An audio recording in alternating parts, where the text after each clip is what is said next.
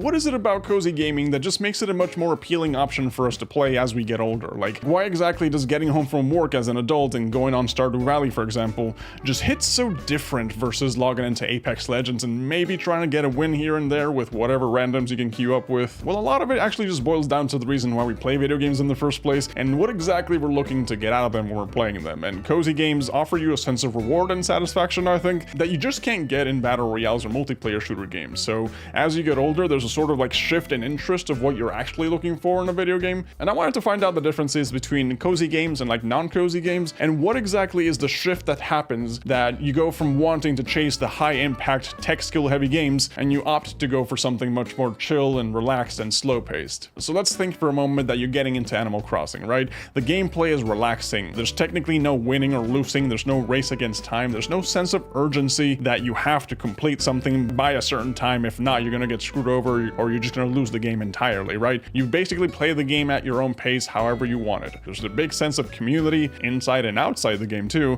and there's no really like sense of instant gratification that's just handed to you like immediately for playing the game, you know? There's actually like a lot of work that goes into playing like Animal Crossing because you start off with basically nothing. You start off with an empty island and you start building this beautiful island that you can decorate it however you want. So there's a sense of progression and there's a sense of like satisfaction you get for actually being able to put in the time and build the villages and the farms and all that stuff. So you're the one that decides how to play the game and how to build basically your own gaming environment and your community. It's not like cozy games are technically easy, which is a common misconception because you have to grind a lot of the times in these cozy games, but the reward you get from hitting those achievements is just so satisfying. So now take that chill, cozy, a little grindy vibe and compare it to like a non-cozy game, for example. We'll use battle royales in this case. So right off the bat, you're pitted against each other. There's a sense of having to constantly be on your A game because you could lose the game and go back to the lobby at any moment. And on top of that, even if you're really trying your hardest to be the best you can be at the game, there's no guarantee you're actually going to win the game in the first place. So you could actually be putting all your time and effort and struggles into a game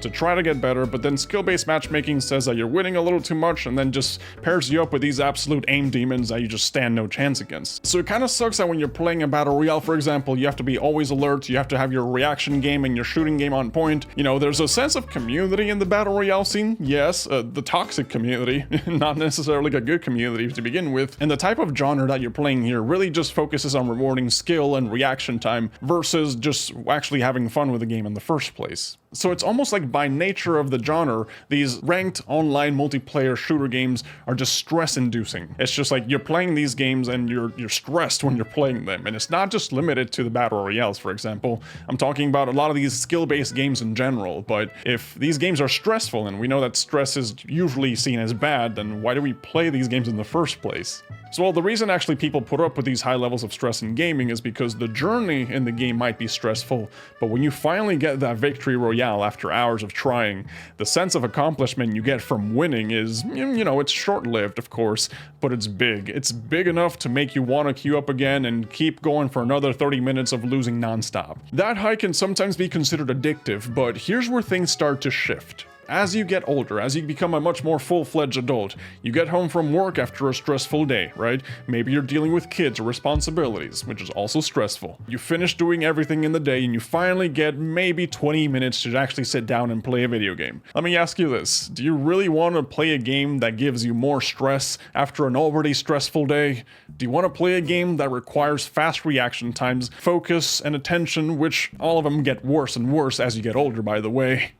I don't know if I really want to go through all of that, but suddenly playing a cozy game just doesn't really sound like the worst idea out there. It actually sounds pretty chill. And that's because cozy games are sort of like just engineered for that. They're made specifically for that. They're geared towards giving you a sense of good vibes. They're chill. They're stress relief games, which is exactly what you need as an adult. You really just need to chill as an adult. It's almost like they're made to be the perfect game to play after you get home from work after a long, stressful day. And to build on top of that, not all cozy games are made equal, you know? You have farming simulators, you have life simulators, you have resource management. Some games might not even be labeled as cozy games, but they still give you that feeling of coziness that you're chasing, that sense of relaxation that everyone's looking for. For some people, Wizard 101 could be their cozy game because, you know, even though it's an MMORPG and there's action and there's PvP, the sense of community that you find in the game just makes it all worth it for them to fulfill that sensation of coziness that they're looking for in a community. Or it could just be like playing a platformer like A Hat in Time, for example, one of my favorite games. Or if you're a real madman, you could find cozy coziness in GTA 5, but imagine you're only going the speed limit and you're trying to be a responsible driver, or something like that, I don't know. What I'm trying to say is that different people have different levels of stress tolerance, so while there is a specific genre of gaming called cozy gaming, you could really just find coziness in just about any video game. Now, I'm not saying that you completely forget about and you completely abandon these stress-inducing, multiplayer ranked, high-action shooter games. It's just like, with time, your interest in playing them changes. Like for me, I really like to play Overwatch when I'm playing with friends, because when I'm playing with friends, it's not really so much about playing the game to win, it's more so about playing a game that we all have a common interest in, and we can kind of just chill, relax, you know, have fun with it, and basically just like de-stress and, you know, just enjoy each other's company inside the video game. But if I'm playing the game by myself, then my objective for playing the game completely shifts, because now I'm not playing to hang out and chill with friends, I'm playing to win, I'm playing to get better, I'm playing to beat my opponents, and hopefully not get beaten on the process, and not to mention the possibility of having to deal with toxic teammates as well, so there's also the risk of running into that. So I'm not saying that you can't enjoy those games as you get older, it's just like your purpose for wanting to play the games in the first place just changes, and maybe a cozy gaming can be the answer for that. And the biggest reason why I think people tend to lean towards that cozy gaming as they get older, they want to just seek out that level of coziness and community, is that life as an adult is already pretty stressful enough. You really got to sacrifice a lot of yourself to really have any sense of achievement as an adult, which kind of sucks, you know, to be honest. And to make it even worse, finding a welcoming community IRL can sometimes like be an impossible task if you didn't really just grow up with a close circle of friends, or you're not really associated with your workplace buddies or anything like that. So in reality, life can sometimes suck.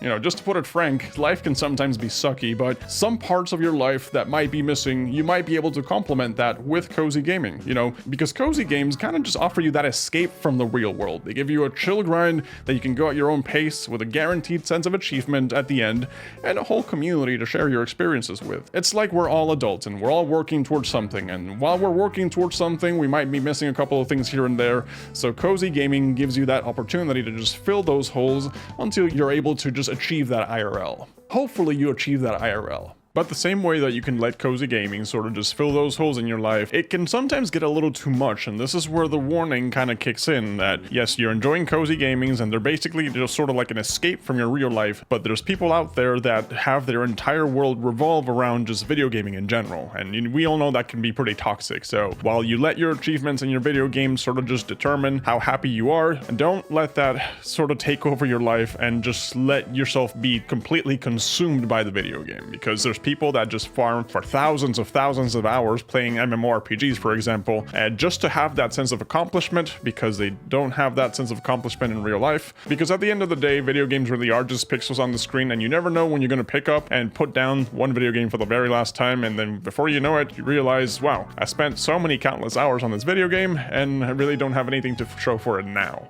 But yeah, that's all I really wanted to talk about today, so thank you guys for watching. I'll catch you on the next one.